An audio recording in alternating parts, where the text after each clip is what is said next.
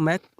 I am your Bhim sir from Bhim classes. मेरे प्यारे दोस्त, आज भीम सर आपको कुछ कहावत, देसी कहावत जिसको इंग्लिश में कहते हैं प्रोवर्ब्स, आज मैं उसी की क्लास आपको दूंगा। क्लास बढ़िया से समझिएगा, एकदम बेहतरीन तरीके से मैं आपको कुछ कहावत बताऊंगा, उसकी अंग्रेजी भी बताऊंगा।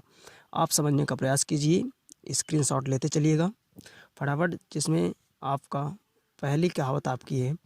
बहुत सारे लोग मतलब बोलते हैं हर जगह, आप सुनते होंगे लेकिन उसकी इंग्लिश नहीं बना पाते होंगे, तो उसकी इंग्लिश में आपको बताऊंगा। पहला देखिए, नाच न जाने आंगन टेढ़ा। नाच न जाने आंगन टेढ़ा, इसको इंग्लिश में कहते हैं avoid worker quarrels with his tool. Avoid worker quarrels with his tool. अब देखिए अगला, अंधा क्या जाने बसंत की बहार। इसको दो तरीके से बोल सकते हैं, चाहे बोले अंधा क्या जाने बसंत की बहार, चाहे बंदर क्या जाने अदरक का स्वाद। इसको इंग्लिश में कहते हैं a blind man is no जज of colours. A blind man is no जज ऑफ कलर्स। अब अगला कॉन्सेप्ट देखिए फटाफट। अगला देखिए, थोथा चना बाजे घना। इसको एक प्रकार से और कह सकते हैं अधजल गगरी छलकत जाए, थोथा चना बाजे घना। इसकी इंग्लिश होगी an empty vessel sounds much. An empty vessel sounds much. आप स्क्रीनशॉट लेते चलिए फटाफट, बहुत इंपॉर्टेंट कहावत है। इसकी इंग्लिश नहीं पता होगी तो आप इसकी इंग्लिश तैयार कीजिएगा, नोट करते चलिए फटाफट, कॉपी पेन लेके बैठिए। अगला कॉन्सेप्ट, अगला कहावत क्या है, जैसी करनी वैसी भरनी। जैसी करनी वैसी भरनी, या फिर इसको कह सकते हैं जैसा बोगे वैसा काटोगे, चाहे जैसे कहें। इसकी अंग्रेजी होगी tit for tat.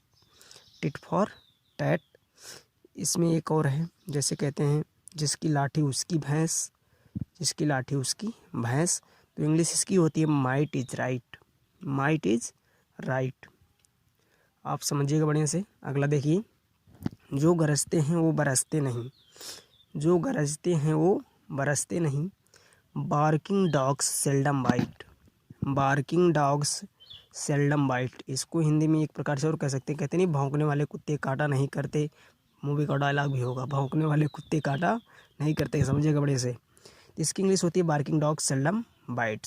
Barking dog seldom bite. अब अगला देखिए, जैसे कहते हैं ऊँट के मुंह में जीरा।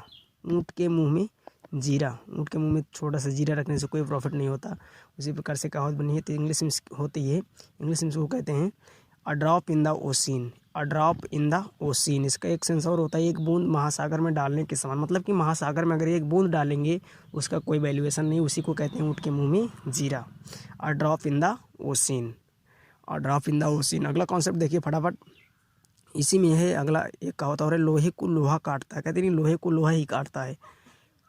खराब व्यक्ति को खराब व्यक्ति उसकी टक्कर देता है, उसी प्रकार से लोहे को लोहा काटता है।